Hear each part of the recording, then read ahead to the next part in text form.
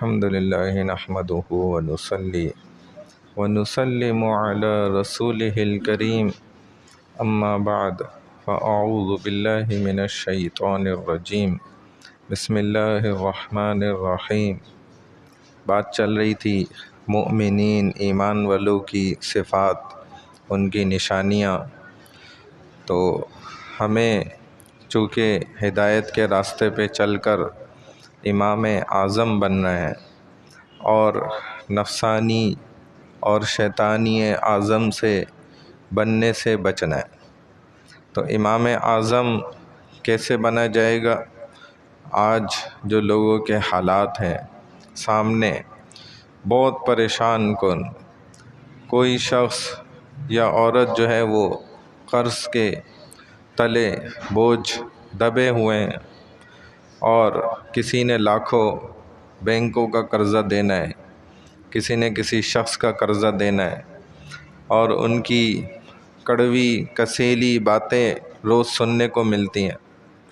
ایسے بیچارے قرض کے نیچے دبے ہوئے ہیں۔ بعض ایسے ہیں کہ وہ گھر سے بے گھر ہوئے ہوئے، در بدر ملک کے پڑوس میں یا دور ممالک کے اندر، اور کمانے میں لگے ہوئے، جس قدر محنت کر سکتے ہیں اس قدر کر رہے ہیں، لیکن اخراجات پورے نہیں ہو رہے، پریشان ہیں، گھریلو حالات بگڑ رہے ہیں، لڑائیاں آپس کی وہ بڑھ رہی ہیں، رشتے جو ہے وہ ٹوٹ رہے ہیں۔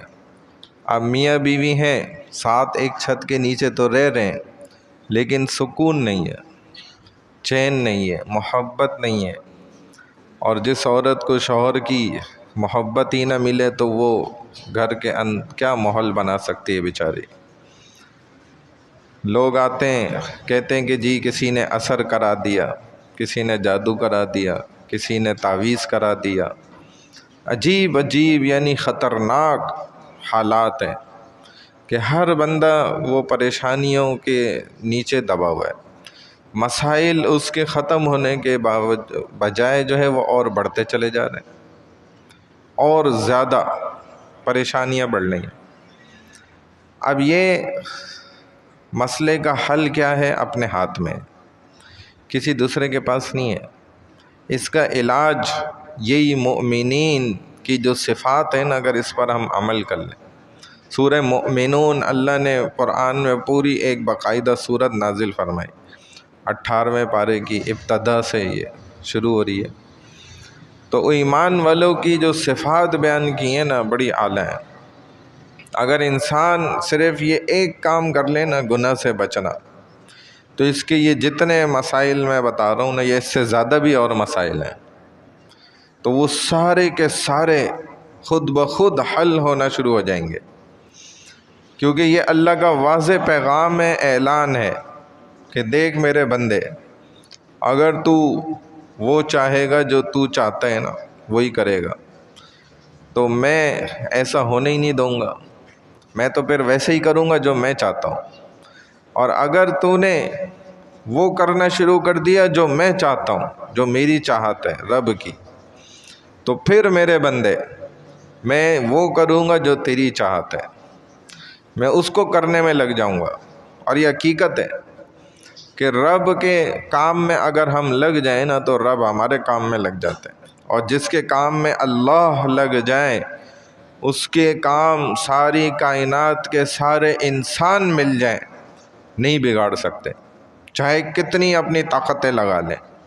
جب رب بنانے پہ آ جائے نا، پھر کوئی نہیں بگاڑ سکتا، پھر آپ بھول جائیں، کیونکہ آپ نے سب سے بڑی طاقت کو اپنے ساتھ کر لیا، یہ سب سے بڑی عقل مندی ہے۔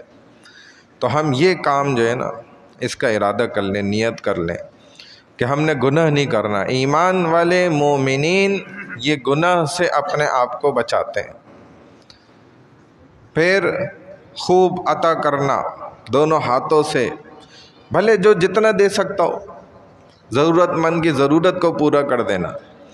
ایسے لوگ دیکھنے میں آئے، حقیقتاً یہ واقعات پیش آئے اسی زمانے میں، کہ لوگوں نے اپنے کینسر کا علاج اس دینے سے کر لیا، لوگوں کی مدد کرتے رہے، بھلے 10 روپے سے، 20 روپے سے، 50 روپے سے، اور ان کا کینسر اللہ نے جو ہے نا وہ ٹھیک کر دیا، صحت یاب انہیں بنا دیا۔ ایسے واقعات بالکل ہوئے ہیں، اسی زمانے کی باتیں ہیں، کوئی ہزاروں سال پرانی باتیں نہیں ہیں یہ۔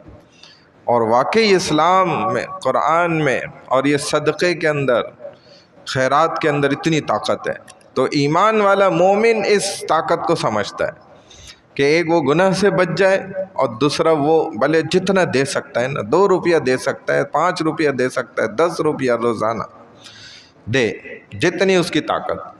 اس کا اثر پھر آپ تھوڑے ہی دنوں کے اندر خود دیکھ لیں گے۔ یہ 2 کام آپ شروع کر لیں، یقین کریں کہ آپ کی زندگی میں اتنا بڑا بدلاؤ آ جائے گا، آپ حیران رہ جائیں گے۔ اللہ ہمیں عمل کی توفیق عطا فرمائے۔ سبحان اللہ و بحمدہ، سبحانک اللہم و بحمدک، نشہد ان لا الہ الا انت، نستغفرک و نتوب الیک، برحمتک یا ارحم الراحمین۔